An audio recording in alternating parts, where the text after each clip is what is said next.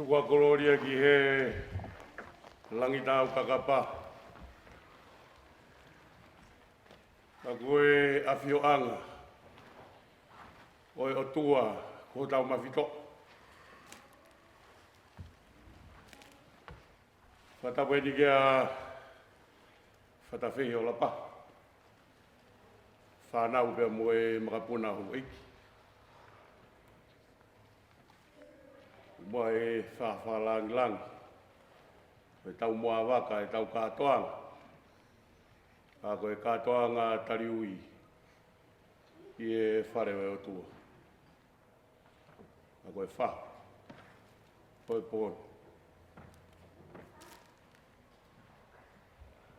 Whatapu heri ki e tufunga o lau. A te aroa. Mounga ki e loto. Ka mai whare o matapure pia moha tukunga whanua.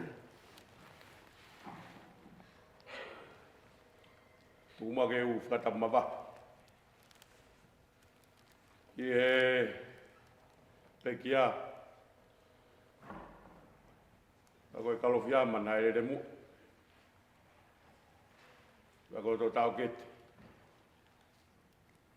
Mone lau ere atonga. Whia lau e koe wawa. E koe tangata. Ka e tukupe mua ke u hamo tau loto. A ngahi tunga whatongia. Koe hiu whai hono tapai kina. A ngahi tunga hingoa o tongorere ka.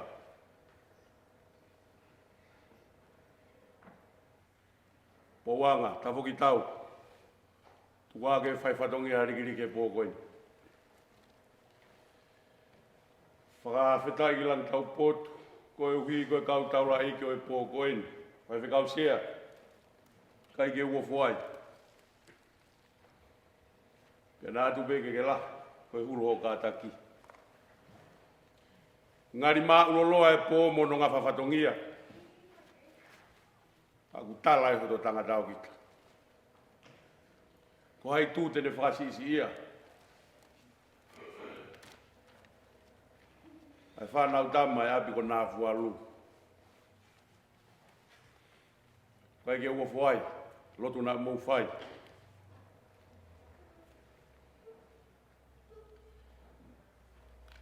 Na mou whakalaka me he keresi, pia mo e keresi.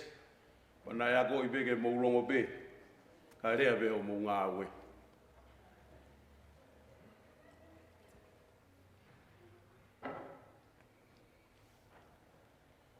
Koe pō e ne whakamalo, koe pō e whakawhita. Koe pō pe tuku koroa ke langa. Koe uhi koe nau e pekiani. Le fia lau pehe koe la. Ne whakataula mau whai. Te aku ngana pe moia. Koi he koe kaiwai.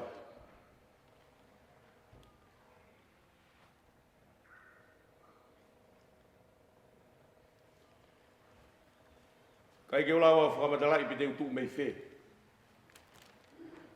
Ko hui koe fua whatongia e pō koen.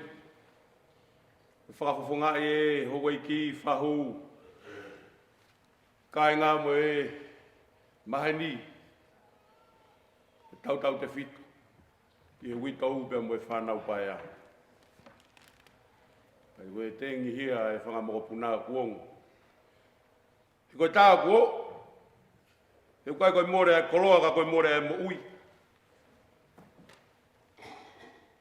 Kau tāu ke whakawhetai e. Malo pe kātaki, malo pe tatari. Ka tau whakafoki pe langi ke tu, mafi. Kau taula eiki, whakataula mai pōni.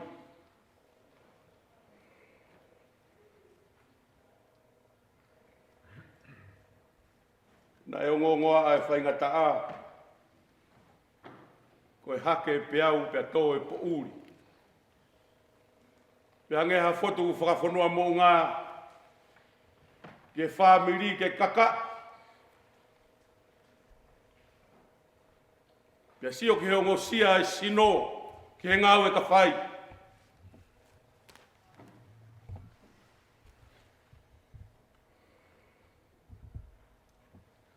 Hange kono tala no kai wai. Kone whakatu haatu ka veinga ke tau wholaua. He koe kai wai me o tu hapai. Ka ko mou whakatopono ho maulau maari. Ta koe ongo sia e sino koe wharepe. Koe nge stemparete. Ta koe sino koe nge stempare ke no whae lau maari e. E ngahi whailotu e pō ko eni. Whailotu ai siasi. Whailotu e kainga whasi moe a whi. Whailotu e koristutuku nā whalu mo koristutuku kotupou. A koe whama opo ko whai he sea he pōni. Ma kua whakatoka rerei ho mau waka. Ko uhi ku whao e mea to tonu. O ku tonu ke whao. I he sino. O e kāinga mo ui o e pekia. E awe lau maari e o tuku kono nofo anga. E ku tala mai ho tau sino ko e whare tapu pia e lau maari e maa.